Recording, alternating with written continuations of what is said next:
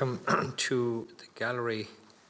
Very special guests, the Carney family. You're more than welcome. Thanks for coming. We've David Carney, who has a special interest in this house. It's Senator Mary Seary Carney's husband and daughter-in-law is Rosemary Carney is here, and then the grandchildren as well. Owen and Luke. Is Owen and Luke here? Is that them? Yeah. Thanks for coming. Very excited. We're delighted to have you here. And now I will call on Senator Mary Seary Carney, who is doing extraordinary work in Shanadare. Thank you. And thank you very much, Cathaoirleach, and welcome to them. This is an extraordinary moment for me. I want to begin by expressing my sympathies to Private Sean Rooney's family and his friends, and to the family of Private Shane Carney, who I have no doubt are frightened and desperate to see their family member, and to all of our peacekeepers, and to Óglaigh na hÉireann, I express my sympathies today. This is no doubt a very sombre day for us as a nation as well. I want to, I suppose, acknowledge that this is the last order of business of the year. I am assuming that tomorrow we'll have an opportunity that I will be able to express my deep appreciation for you, Cathaoirleach.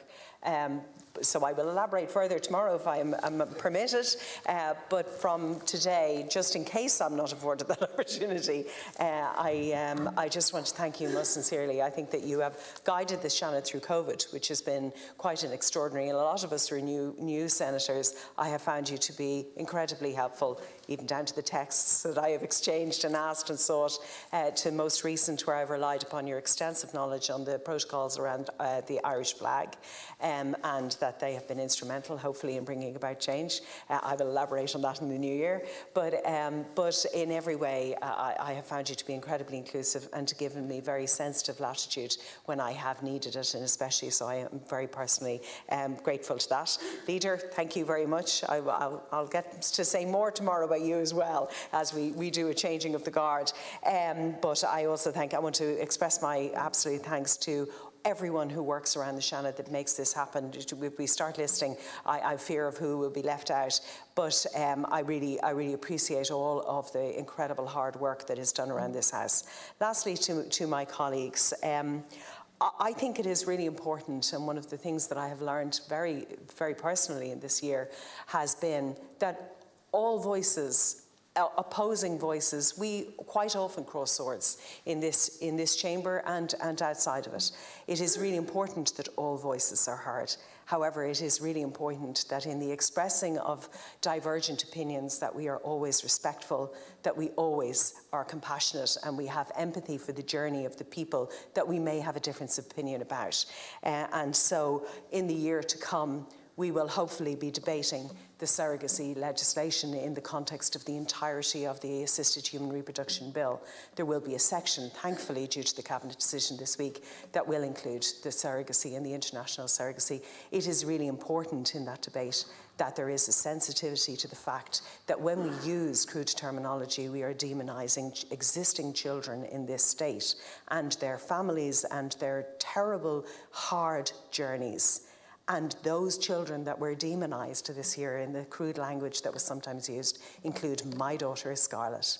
And I will stand up for the fact that I have a right not to acknowledge the participation of an individual who is a party to doing that. And so I look forward to the debate. I look forward to the diversity. I think it will be a very good experience for us as a House. But we must do also always with great respect for the people whose lives are affected by the fact that we have a privilege of public office to stand up and speak. Thank you. Shanadore, Alice Mary Higgins. Thank you very much, and I want to join in the condolences to the young peacekeeper who lost his life, and indeed another peacekeeper who was injured in the service of the United Nations and a more peaceful world. And so I think that is a very sad thing, and it was very important work that he was undertaking. I also want to join in really, I think it's wonderful to hear such pride in the Seanad, and I feel that the pride in what the Seanad has been, historically, and I think this year the Seanad 100 was a chance to look at that, to what it has been, and also what it is, and also what it might be. You know, of course, if we move, especially if we move towards Seanad reform and towards crafting even more possibilities into the future. And so I do want to join in commending Seanad 100, the work for Seanad 100 that has happened you know, by the Cathaoirleach, by the Seanad team, by the communications team, and by everybody across the House, but also in the general work of the Seanad, to join in thanking the staff of the Seanad office, the ushers, the transcribers, as was mentioned, and indeed the translators.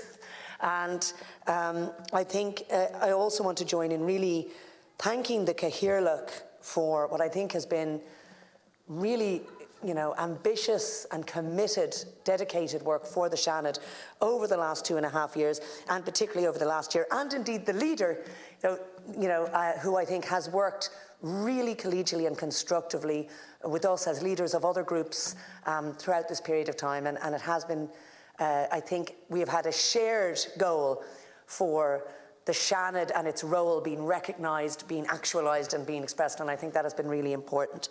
And then my last thing I want to do today is just to note